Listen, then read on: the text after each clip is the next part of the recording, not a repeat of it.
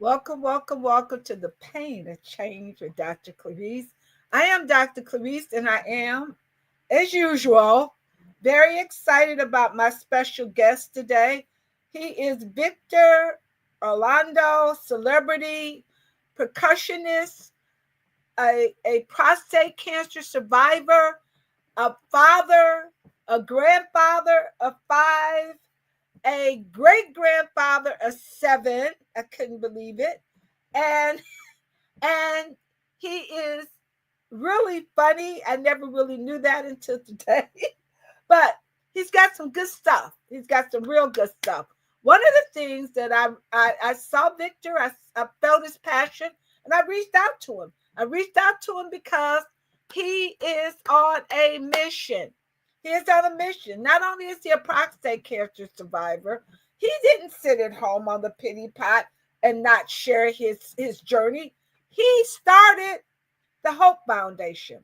The Hope Foundation is not only for prostate cancer survivors, it's for prostate cancer awareness and testing. How about that? So he is about the business, and he's so about the business that Saturday, September 27th, he is going to have a fundraiser with amazing artists we're going to talk about to continue to raise money for not only awareness to prostate cancer, but for uninsured musicians.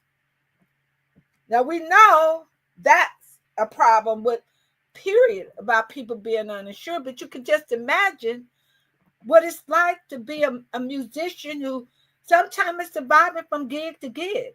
So we're going to let Victor talk a little bit more about that. But before any further ado, this is my 5th year, and Victor is my 100th guest.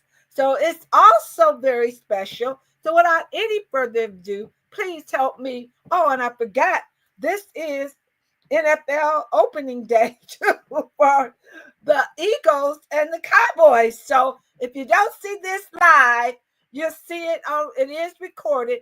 So please watch it and share. Without any further ado, please help me welcome my friend Victor Orlando to the stage. Hello, Victor. Hello, hello, hello. Can you hear me? I can hear you well. We them boys. We them boys. Yeah.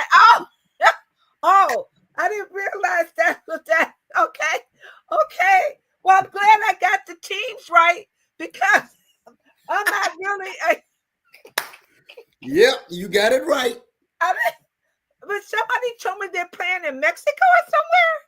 They in Philly. I thought they were in Philly because I saw all the programming with people in front of the Eagles Stadium.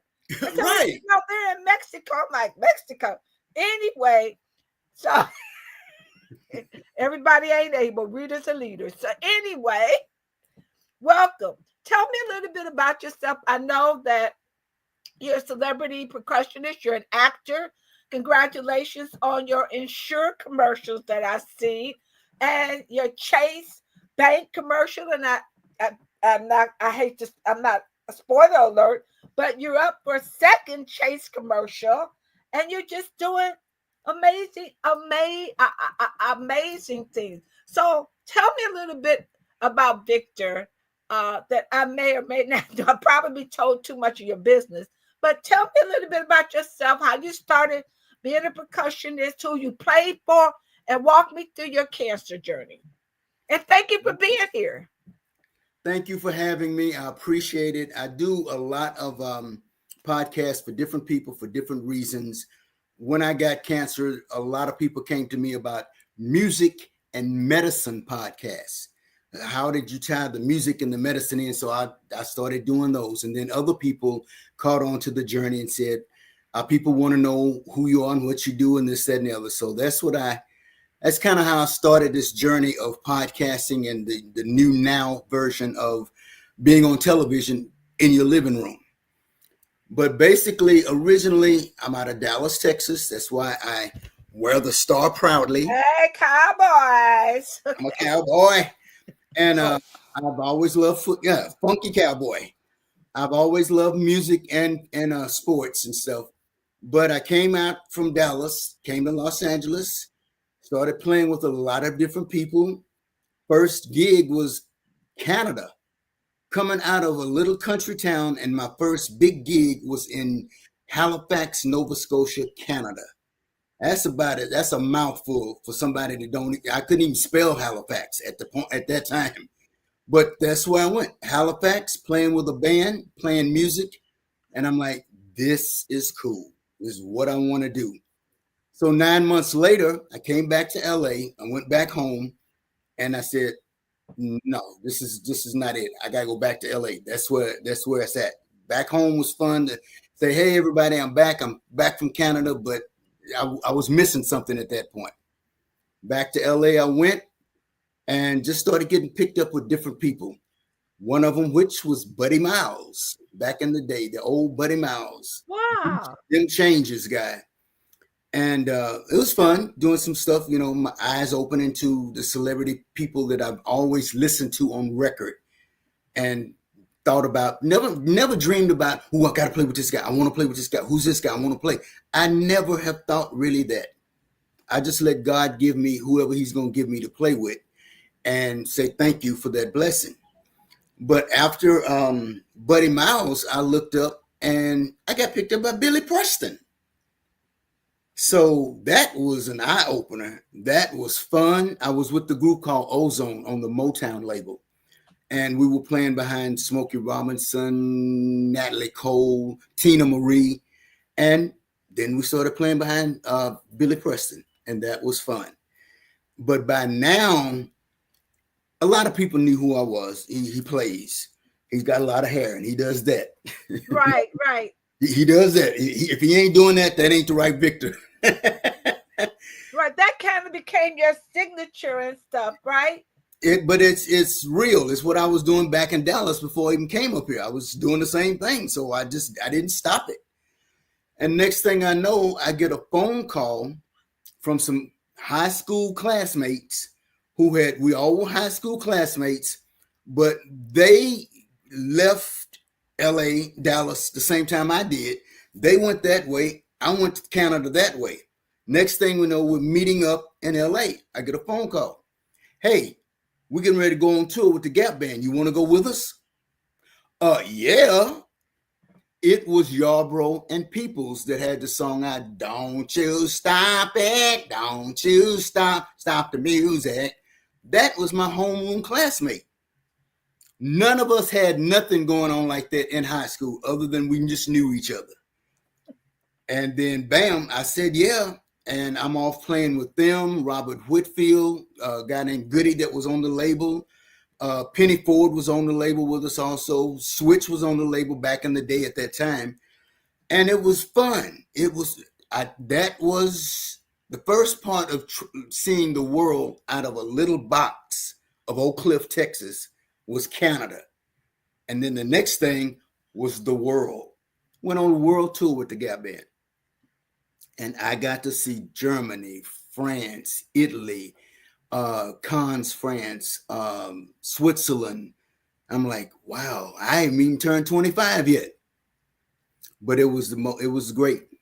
So that's what started the whole engine of what I do and how I enjoyed it and wanted to continue doing it.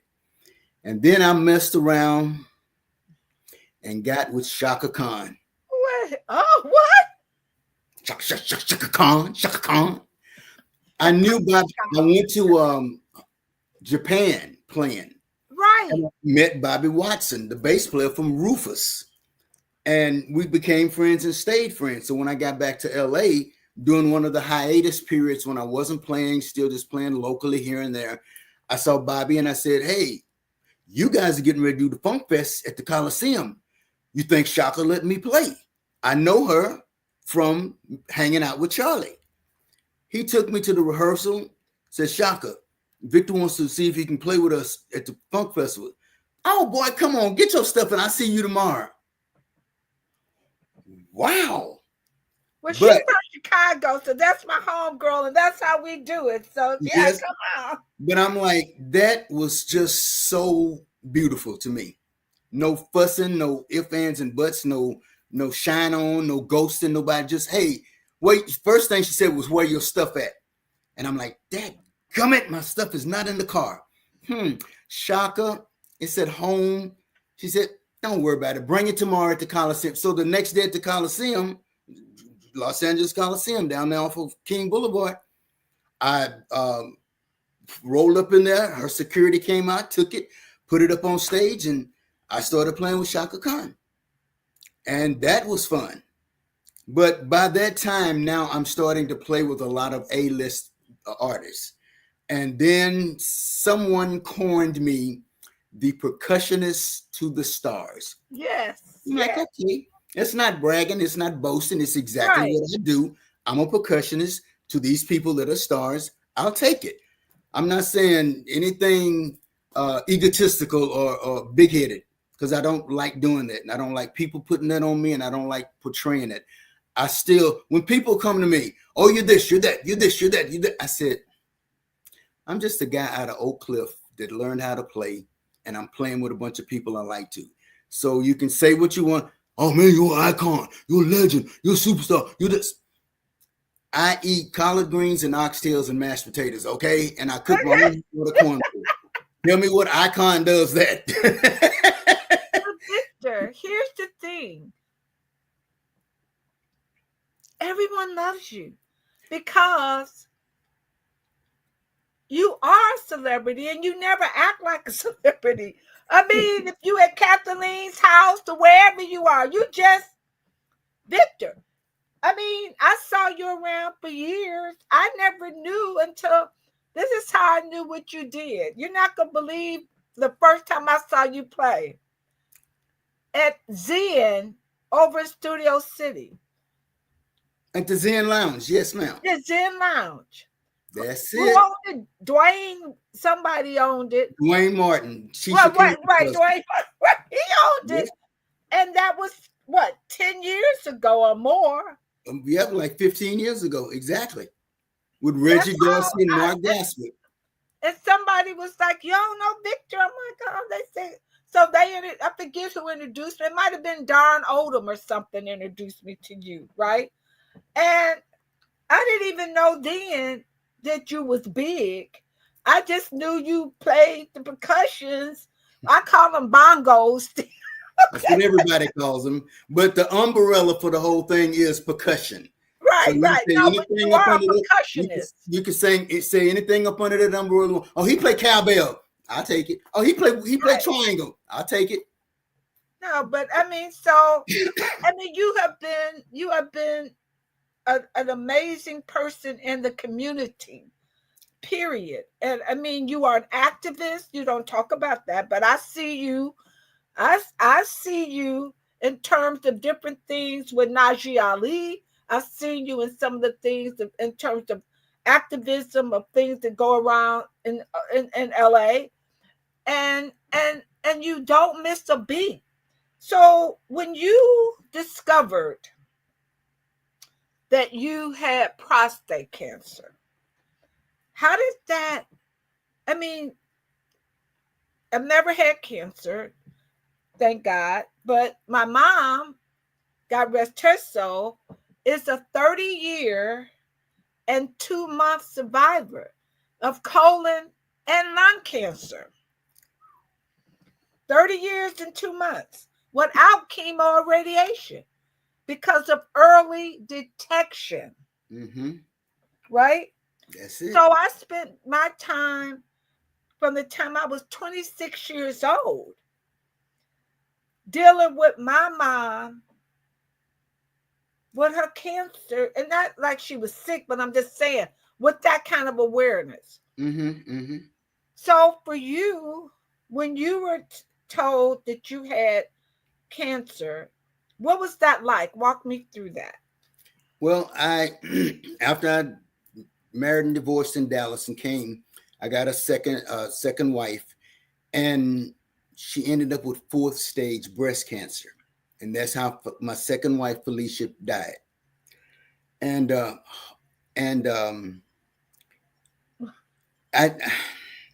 was hard because we weren't together but we were talking about getting back together, and that was hard. And then she was gone. So that's the only thing of cancer in my entire life, other than seeing other people here and there having it. Mm-hmm. And then next thing I know, COVID was happening. So no music was being played in the city anywhere, in anybody's city, Vegas, here, and anywhere else. Nothing else was happening but me being in the house, not scared like everybody else. Everybody pretty much was scared in the doors. I'm sitting here going like, okay, all this stuff is going on. I'll be glad when it's over so we can get back to playing. But I wasn't doing anything. And next thing I know, I get a birthday card. Birthday card was from LA Care, the medical LA Care. And it said, hey, happy birthday from LA Care. Have you checked your blood pressure? Have you checked your this? Have you done that? Have you had the colonoscopy? Blah, blah, blah, blah. I, like every other man on the planet, looked at that card and that piece of mail. I get to it. Bam. Threw it in the corner. Next year, same thing. Next year, same thing. 3 years, I kept getting it. I just didn't go, wasn't going, wouldn't, just didn't have a desire. Didn't go, wasn't going, wouldn't go. That last year, the year of COVID, at that point, I am a major stickler that God talks to me.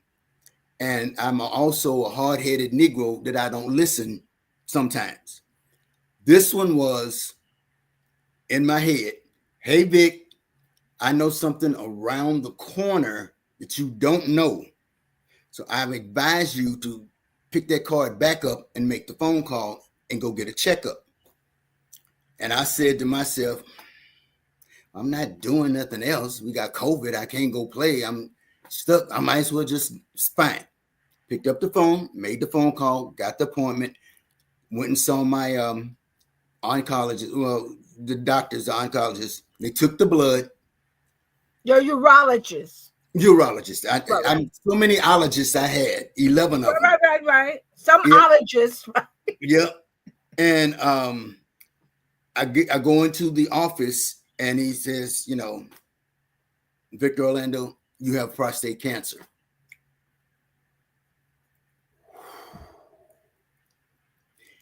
But it's fixable. I didn't hear that. I didn't hear nothing else he said. You just told me I had cancer. That's all I heard. Now you're going to come back and say, but it's fixable. Right. And so I said, well, what can we do? What can we do? What do we need to do? He said, 2 options: radio and chemo, radiation and chemotherapy, or take it out. Here's the problems, the issues you're going to have if you leave it in. It may come back with the radiation chemo, or it may not, but that's 50-50. We can't guarantee if it's not going to come back just because you had radiation and chemo. Or if you take it out, we can guarantee you it ain't coming back there because we took it out. So you'll never have prostate cancer again because the prostate's gone. And then it's like a balloon. The prostate is like a balloon. So once they took all the air out of it, they had to clean the end of it off of the end of the balloon, and which was the nerves around my prostate in my body. So all of that was dead. They said, these are the things that you're going to lose because you're having it taken out. Mm-hmm. Manhood stuff, men stuff men don't talk about, stuff women are like, oh, you had cancer? Well, you know, I'm going to check this other guy out here, you know. So it makes us go like, we don't even want to say it. We don't want to deal with it. I know, it's gripping. I'm going to cry. This is something. And I still, 4 years later, I haven't dealt with, I've talked about, joked about, had fun about, did Richard Pryor jokes about the manhood thing, but I never went inside myself and cried for 3 days and dealt with it. You ain't never going to have no more kids. You ain't never. Right. I'm like, and I talked about it to God, and I said, and then again, he spoke back to me. He said, Vic, I said, yes, sir. How many kids you got? I got 5 kids. How many grandkids you got? I got 5. How many great grands you got? You got 7. I think you finished. I said, yeah, I guess you got a point. So it's gone. They cleaned out the shop, swept the floor, put up apartment buildings. It's all gone. I have nothing. But it's cool because the end result, I'm vertical. Now say that because the flip of that exact same story, another friend of mine had prostate cancer, did the radiation and chemo, and died. Oh, look, I'm crying because, I mean, seriously, you're the first man that I did not expect this. This was not rehearsed. I know you shared with me that you had it removed, and I said congratulations, but I'm crying because how brave of you to, my podcast is global. I'm just kidding. I ain't got no podcast, but I can say what I gotta say. So now the world knows. No. This is why they don't know just me. Now they know anybody that had it taken out. We have hidden stuff that we don't deal with or talk about. This is why I love my podcast, because it's the pain of change. It's the reality of life. It's the reality of life.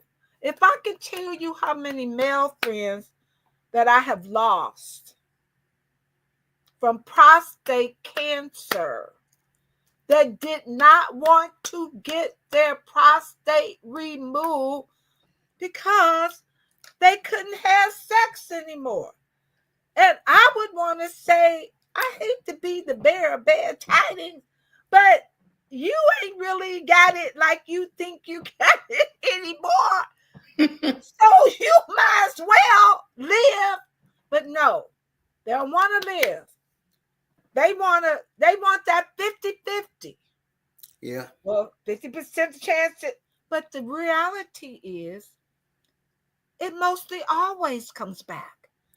Yeah. And so why take the chance? Go with the 50 that's more in your favor. Go with the 100%. Go with the 100% that it ain't coming back. Right. Because I just said I didn't want to be looking over my shoulder every day. So my friend did the chemo radiation. He was fine. Perfect fine. We jamming. I'm on this tour with him. I'm playing with him. But it came back. And when it came back, I wasn't playing. It just came back like 2-3 months ago. I'm watching the videos. Oh, and they had on tour. Oh, yeah. 2 weeks later, such and such gone. I just saw him on tour. Prostate cancer came back and it went to his kidneys and killed him. That fact, once it hits your bloodstream, it's over. You can't, it's like a runaway train. You have no way of detecting, stopping, or figuring out how to stop it. So I'm not gonna go through all of that. Just take it out and I won't even worry about the other stuff because I'd rather live. So I am. What? And as a woman, and thank you, Victor, for your transparency. But as a woman, I don't know what kind of women are out here, because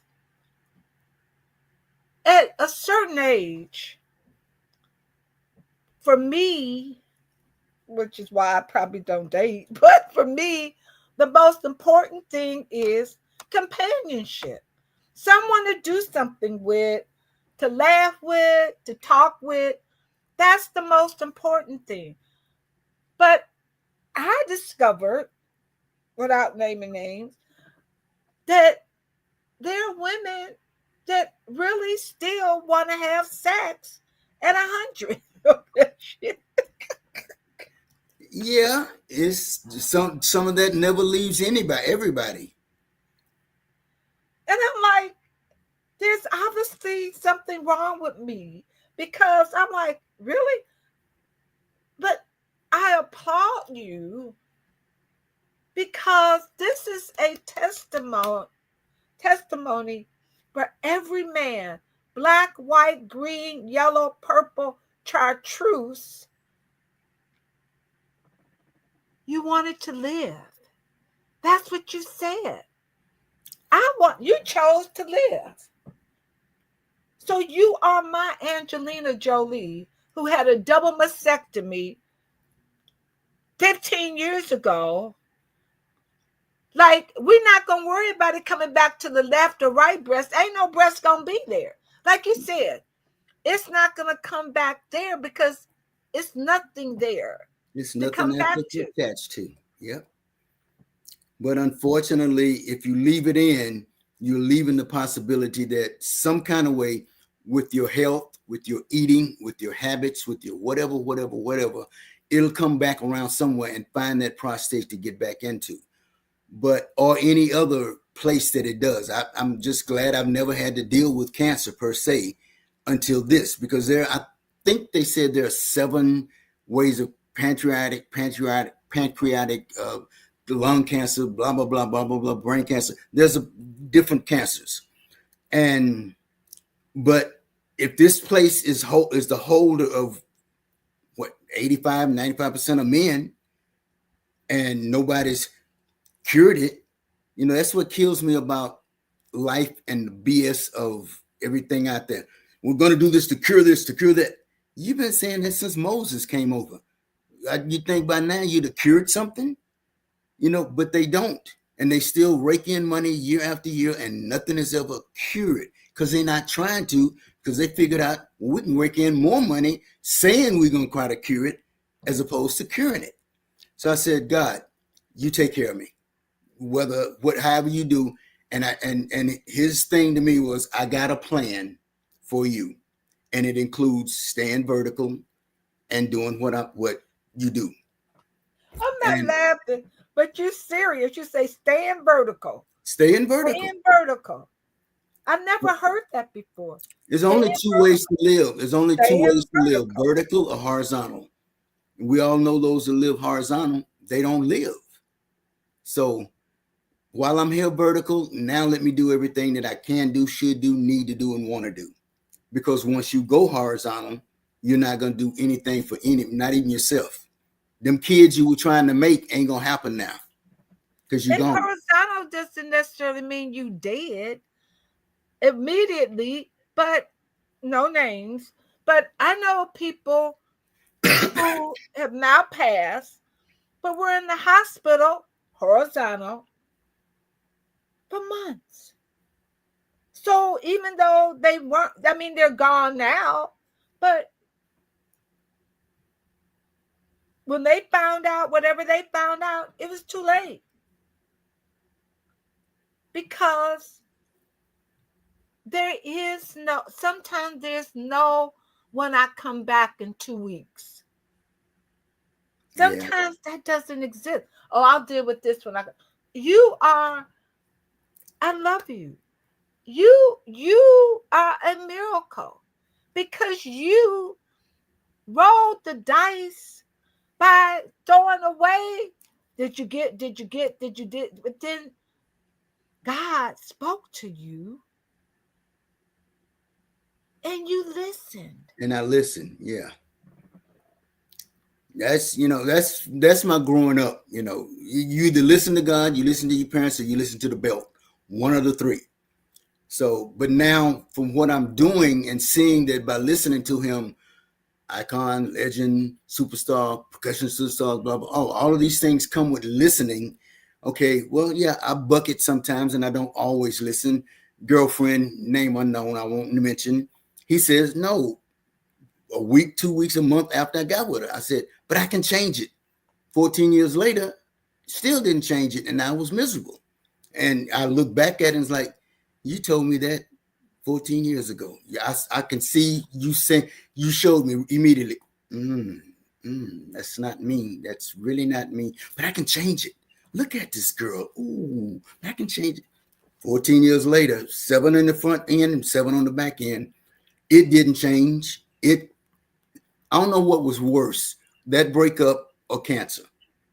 But I'm still vertical after both of them. So whatever my decisions, good or bad, I'm still vertical on the other side of it to make better decisions and to keep going forward. And the better decisions include making more albums for people to listen to, new music out of me, my Richard Pryor movie, just stuff, just the plan that God has for me. I did not know a foundation was in the plan. I did not know. I got Victor Orlando, percussionist, bongo player, cowbell player, actor, comedian, writer, producer. That's on the back end of Victor Orlando. 2025, CEO Victor Orlando of the Hope Foundation. Whoa. Where'd that come from? Them was white folk words in my day. CEO. I ain't never seen a black person with CEO on the front of his name. Never saw doctor on the back end of a black person's name. That's new. If you had doctor on the front of your name, you were a doctor. So, but then it all evolved into whatever you can make those titles work for you. I got CEO on there. I don't even care about it. What I'm trying to do is the mission and the goal. And you can say CEO all you want. You can say icon, legend, this, that, and the other, all you want. As long as I can play on the stage, I'm happy. You can call me what you want, say what you want. I don't run around saying, it's hard for me to, I'm Victor Orlando, CEO of the Hope Foundation. I'm percussionist to the stars, and I'm world-renowned percussionist. I'm like, dude, really?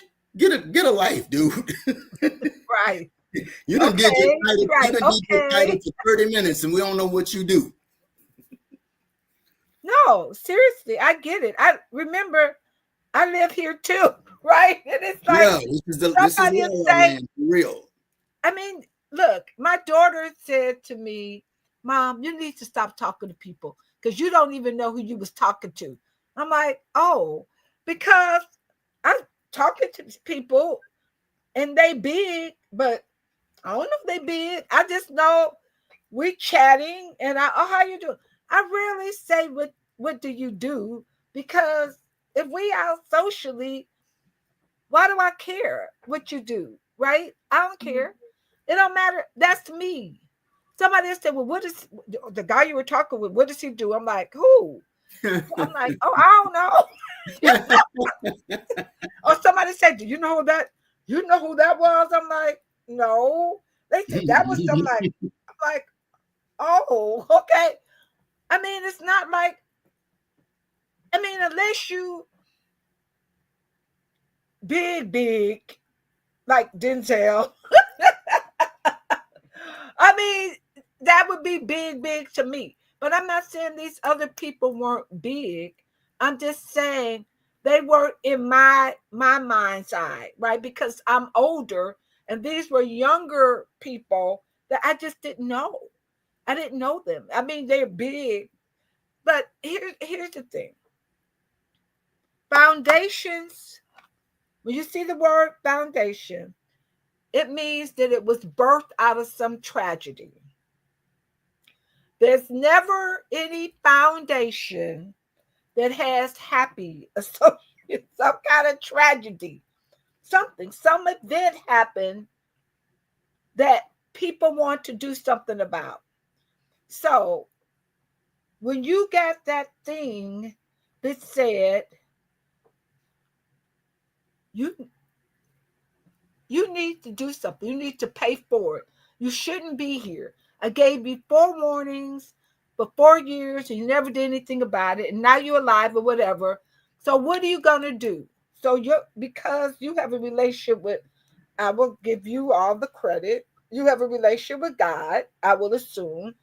And so when this was put on your heart, as they say, put in heart, right?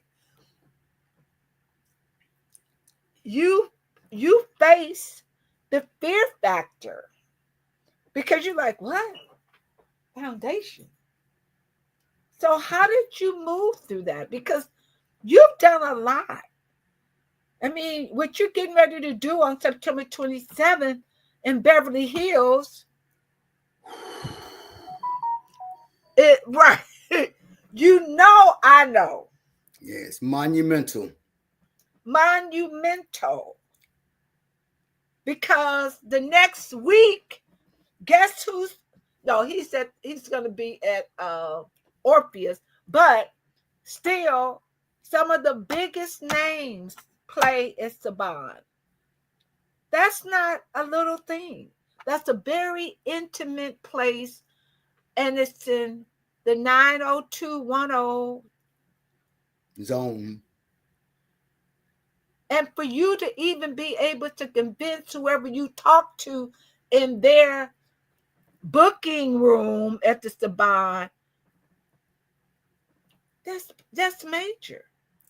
I Yeah. didn't know it was at the Saban at first. I didn't know where it was when I was buying a ticket. I'm like, where is? I'm like, oh. So, and the lineup. Talk to me. Okay, talk to me about how this is for musicians without insurance, for prostate care, prostate awareness testing. So, how did you even think of this? What was it? What you got the idea? Now you want to do a fundraiser. Like we need another fundraiser, right? Right, right. But And your because life bad enough than giving money away again. But yeah, but no, look at what happened yesterday.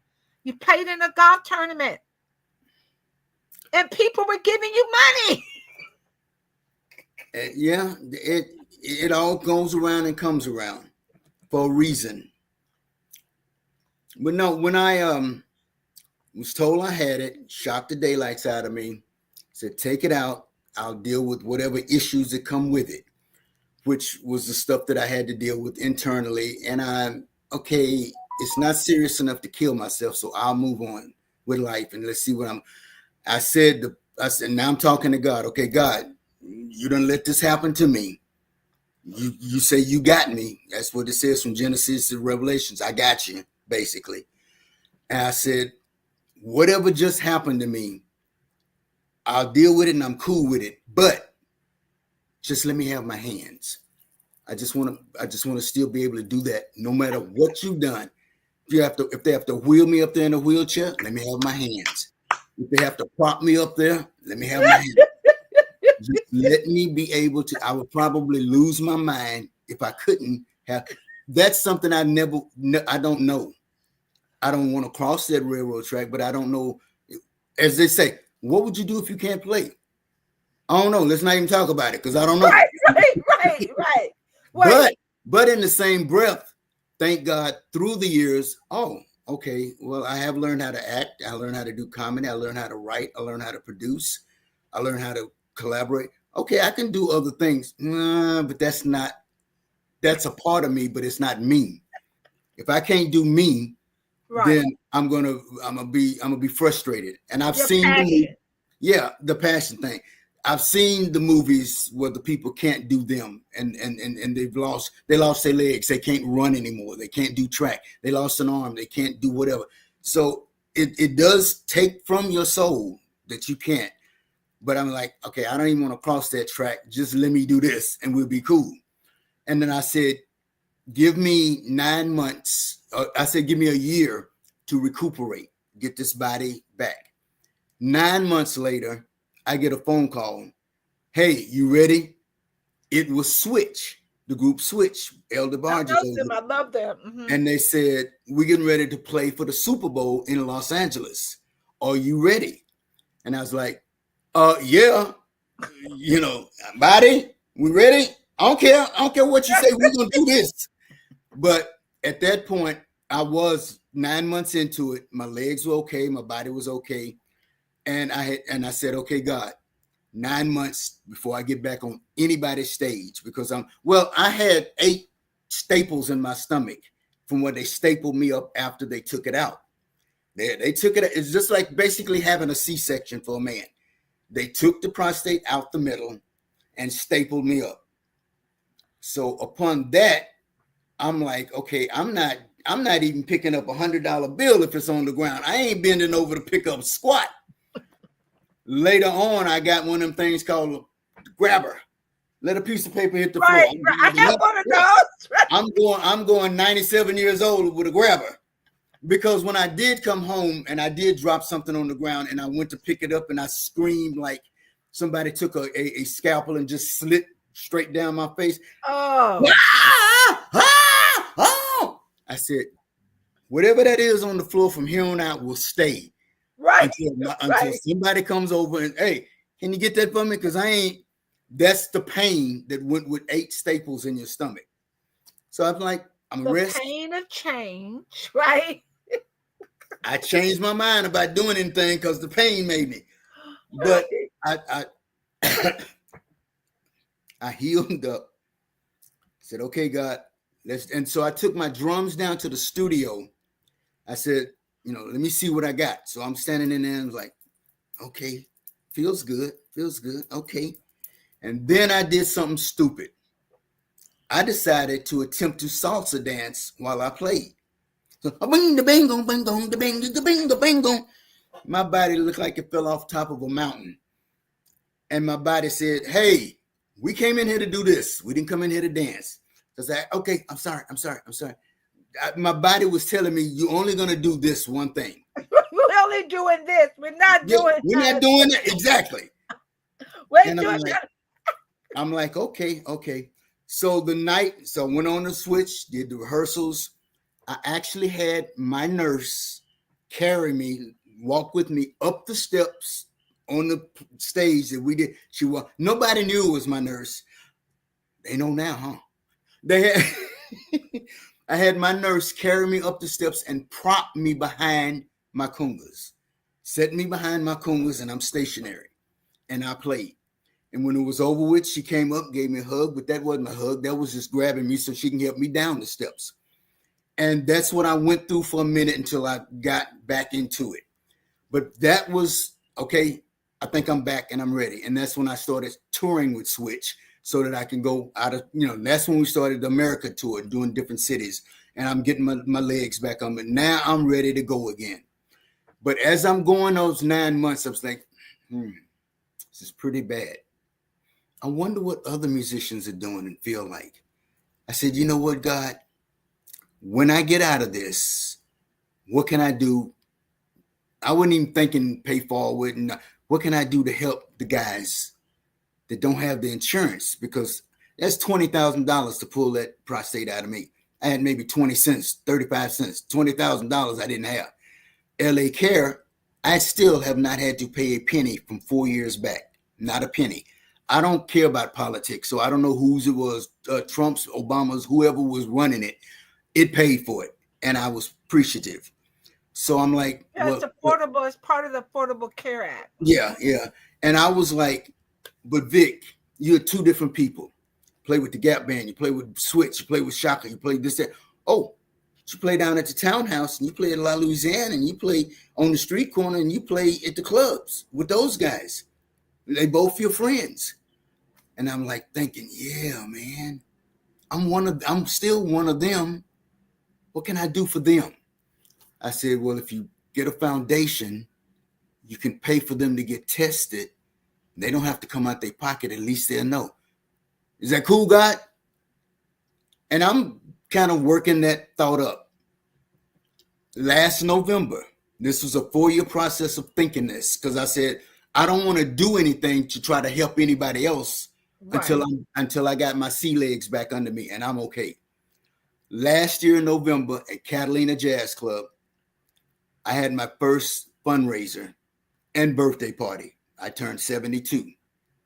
And as I'm doing, I said, hey, ladies and gentlemen, thank you very much for coming out for my birthday. This is also a fundraiser. Got a table over there if you want to give some money for this foundation I'm thinking about doing. I want to do this, that, and the other. Still don't know what can of that I just opened up. I do not. I'm just saying the words. I want to open up a foundation to help musicians. Don't know what the word foundation, CEO, and the process means. I'm thinking, give me $200-300 by next Monday. I'm up and running, ready to go. Government's like, oh no. IRS is like, oh heck no. Right. And yeah, that whole process.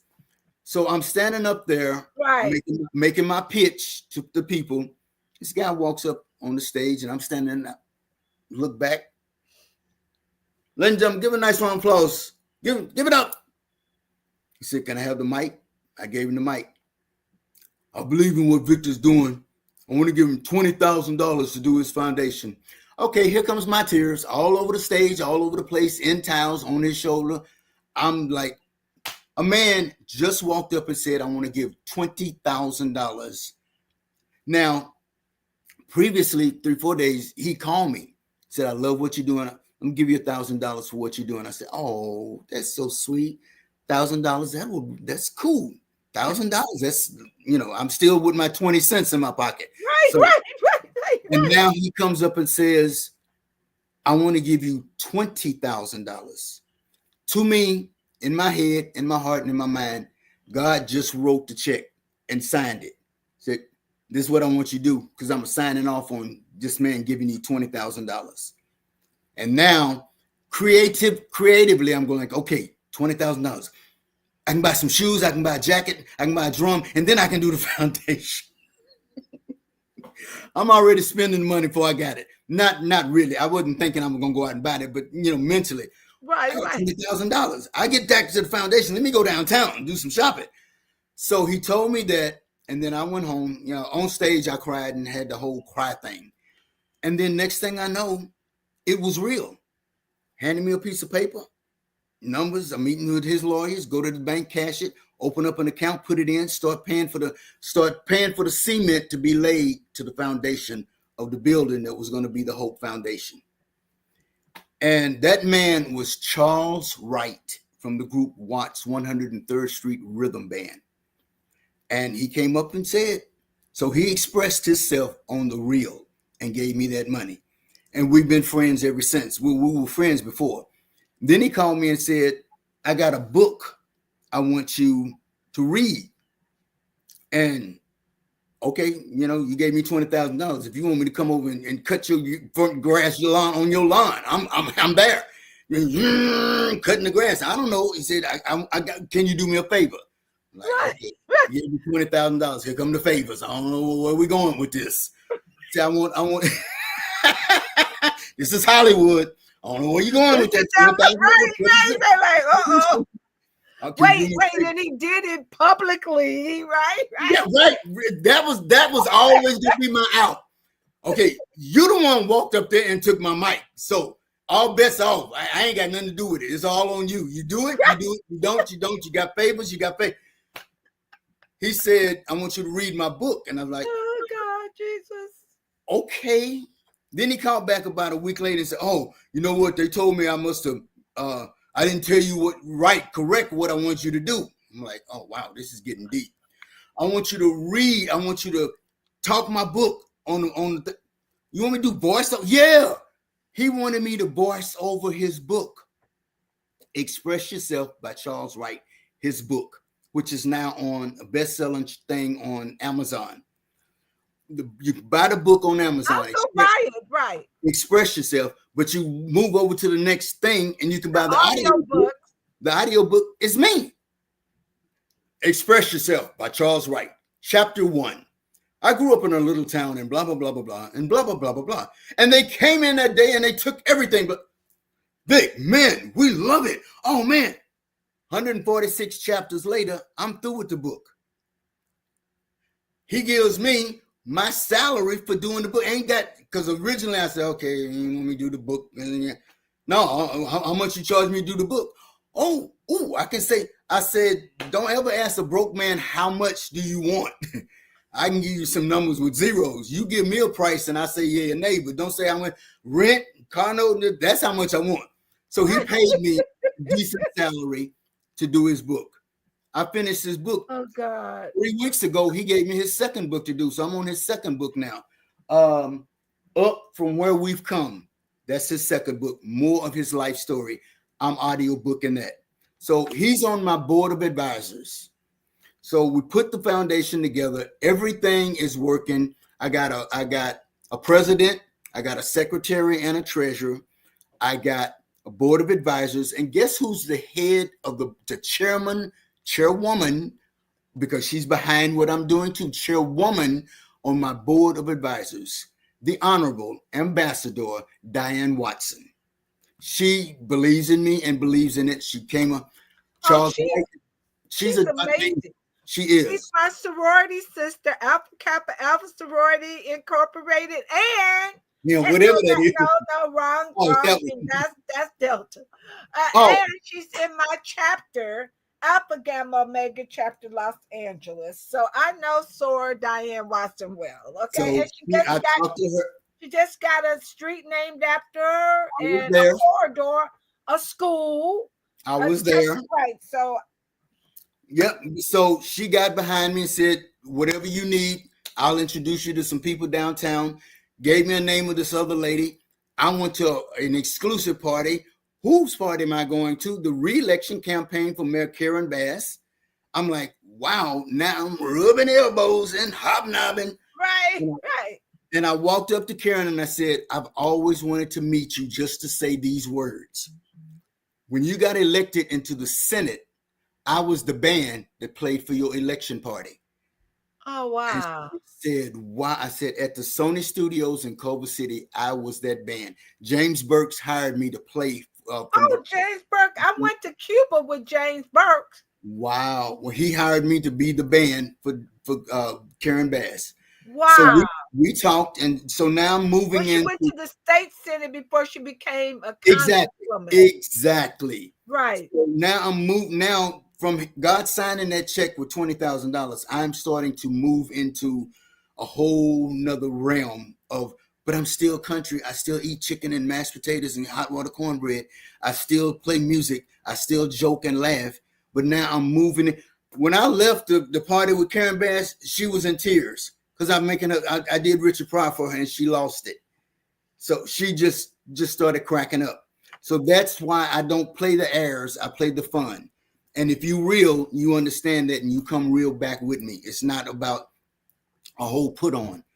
So we got the foundation up. We got everything rolling. I got the different people on the boards of Lawrence Hilton Jacobs on my advisory board. Oh, dang it. I lost the names of these people, but they're on my advisory boards to help get the word out to other people. And so we put everything together. I said, now fast forward to this year. I said, okay, what my mind is thinking, I want it bigger than Catalina Jazz Club. I wanted something bigger. Took the president with me, and we went to the Saban, and we looked up at this magnificent Ephesus, and we're like, yeah. I said, this is, because I went to see the Temptations there, and I knew the building. Me too. Right. Temptations and Four Tops, they were there, and I went to see them. Right. And I'm like, yeah, this is it. And the guy said, well, it's $35,000 for Saturday night, and I said, well, I guess it's not going to be it. And my president was saying, change your location. Right. My president was like, oh, I love it. We'll take it. Hope you got $35,000 because I got 35 cents. Right. So that was a wing and a prayer and a vision to have it at the Saban on that stage, get as many people in there as we can. I don't know if we're going to get 2,000 in there or not, but I just want to get as many people to hear this message. And then I started saying, okay, let me get people on this thing that believes in what I'm doing and helps out.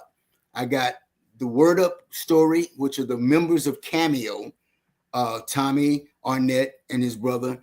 And so they're coming down from Atlanta to do it. I had been talking to Felton Pilot to get Confunction to do it.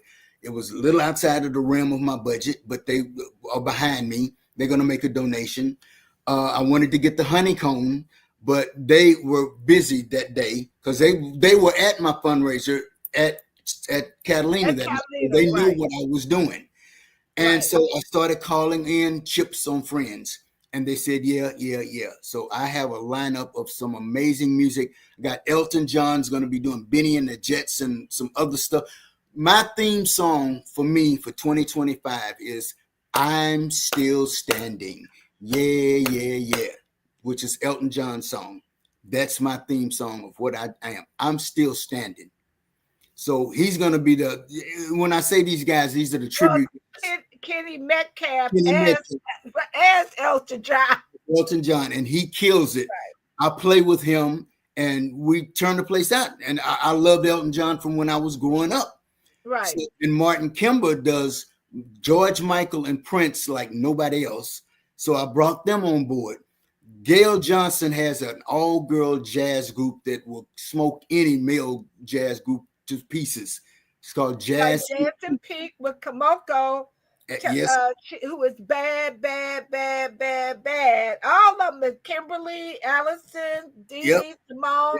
all of them is cold. Then you got Aja, my Asia's gonna girl. be, yes, ma'am. She'll be there. She's on my new album. I got her on. I actually tomorrow I'm cutting one of the songs that she's doing on my new album.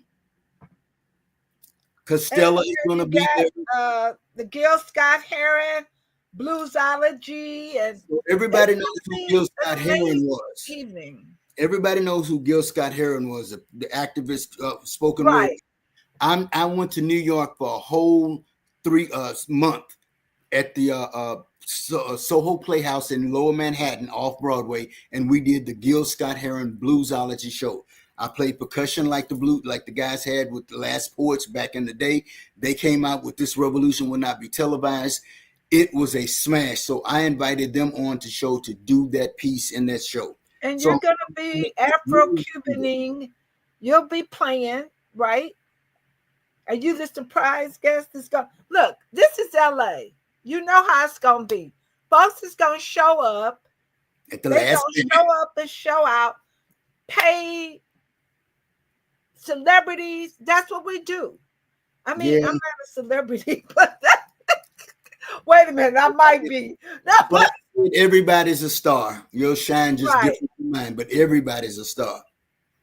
But yeah, I got a gospel choir coming because I wake up every morning and singing every morning, pretty much through my house. I have CeCe Winans, God, the Goodness of God. And I have Donnie McClurkin doing Great Is Thy Mercy. And those things get into my system, and that's how I feel the rest of the day. Although stuff keeps being thrown at me, at least I got that inside of my body that it helps ward off. I can sing those songs and feel good. So the show is but I did not know it was this much work, even for me doing what I'm doing. Because I'm putting the show on, I'm putting the bands together, I'm putting this, that, and the other, I'm doing this, I'm doing that. My whole living room is full of nothing but papers. Just a piece of paper with your number on it. It's a piece of paper. I just wrote it down. But it's going to work. I trust and believe it's going to work. Well, I'm going to post it on my page. I'm also going to get the link from you where people can buy tickets. So it's September 27th, 2025. Doors open at 5 p.m. Red, show starts at 6. Blue carpet. Blue carpet. Blue carpet. Show up and be fine. Okay. And thank you. Thank you for being such a stellar guest. I'm so excited for you. Hey, I welcome you to come back anytime. Let's talk about the next venture after this venture and beyond. So thank you. I mean, is there anything else you'd like to say before we close? No, just everybody go to www.bohf.info. That's the website for the Victor Orlando Hope Foundation. You can read about everything, and you can order tickets from there, or you can get your tickets at the Saban box office at 888-645-5006. And it's going to be fun. It's going to be exciting. Music but it's not about the music or the money. It's about the cause and the mission to help get guys. So we're going to have bohf.info. Info. INFO. Okay. .com or that's it? No, .info. Just .info. Okay, I'm putting it across right now. All right. And it comes up. And I'll put the phone number on later. Okay. Yes. All right. And we got 30 seconds. And I want to thank you so very much. There it is. Okay. And don't leave, but thank you so much. Thank you for helping me walk with the pain and chain. Until the next time, keep living and keep walking through your victory. And let's support the Hope Foundation today. All right. Thanks, Victor. Thank you. I appreciate you. Bye-bye, everybody. Bye.